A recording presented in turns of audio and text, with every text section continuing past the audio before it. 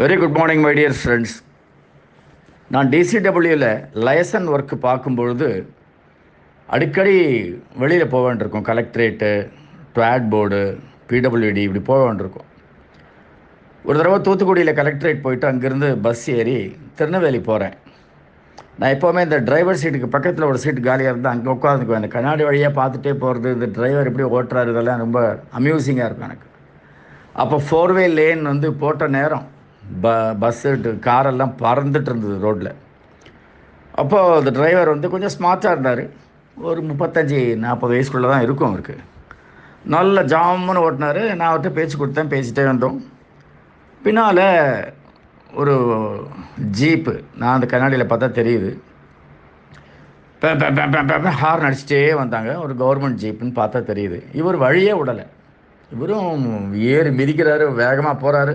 நான் சொன்னேன், அது விடுங்களேன், அவங்க கவர்மெண்ட் ஜீப் மாதிரி தெரியுதுன்னு. இருக்கட்டும் சார், நானும் கவர்மெண்ட் தானே, அது என்ன அப்படி போட்டு ஒரேடி நம்மளை டார்ச்சர் பண்ணுறது, வரட்டும் பின்னால் வா அப்படின்னு சொன்னார்.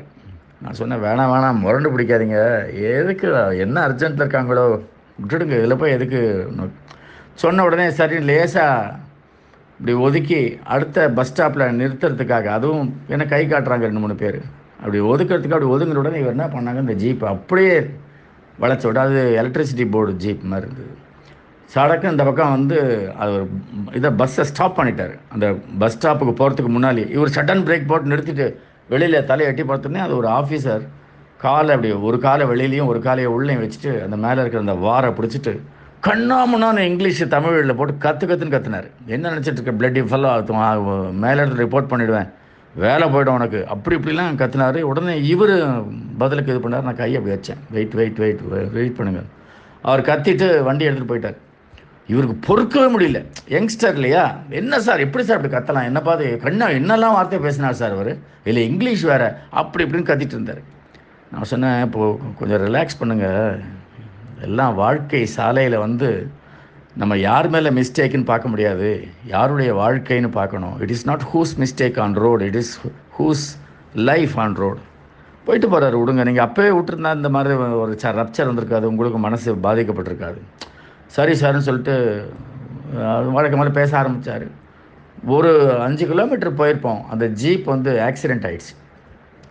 நடு ரோட்டில் அந்த ரத்த வெள்ளத்தில் உழுந்து கிடக்கிறாரு. எந்த ஆள் அவர் ஏசினாரோ திட்டினாரோ, டிரைவர் என்னை திரும்பி என்னை பார்த்தார், இப்படி கையை காமிச்சார். என்ன சார் இது அப்படிங்கிற மாதிரி கையை காமிச்சார். இதுதாங்க வாழ்க்கை, அவ்வளோதான். உங்களை திட்டும்போது அவர் நினச்சி பார்த்தாரா, அடுத்த ஒரு 15-20 நிமிஷத்தில் உயிரோடு இருக்க மாட்டோம் அப்படின்னு சொல்லிட்டு. Please make a way for others when they are arrogant, when they are bullying, even when they are not all right. முட்டு கொடுத்து மோதின்னு நிற்க வேண்டிய அவசியமே கிடையாது. அவங்களுடைய விளைவை அவங்க சமாளிச்சுப்பாங்க. நாம் முட்டு கொடுத்து மோதி நிற்கிறது, நீ பெரியவனா நான் பெரியவனான்னு பார்க்குறதுல என்ன ப்ராப்ளம் அப்படின்னா, we lose our peace of mind as well. அவங்களுடைய ரிலேஷன்ஷிப் கெட்டு போகிறது அது வேறு, பட் நம்மளுடைய நிம்மதி போயிடும், நம்மளுடைய அந்த ஒரு ஸ்மூத்னஸ் ஆஃப் லைஃப் போயிடும். ஸோ மேக் அ வே அப்படிங்கிறது வந்து ஏதோ ஒரு அறிஞர், எனக்கு ஞாபகம் இல்லை, ஒற்றையடி பாதையில் வரும்போது முட்டாள்களுக்கு நான் வழி விடுறதில்லை அப்படின்னாராம்.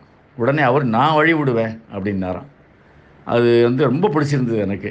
அதில் முட்டாள்களுக்கு நம்ம வழி விட்டுடணும், ஆத்திரக்காரர்களுக்கு நம்ம வழி விட்டுடணும், அவசரக்காரர்களுக்கு நம்ம வழி விட்டுடணும், முரண்டு பிடிக்கிறவங்களுக்கு நம்ம வழி விட்டுடணும்.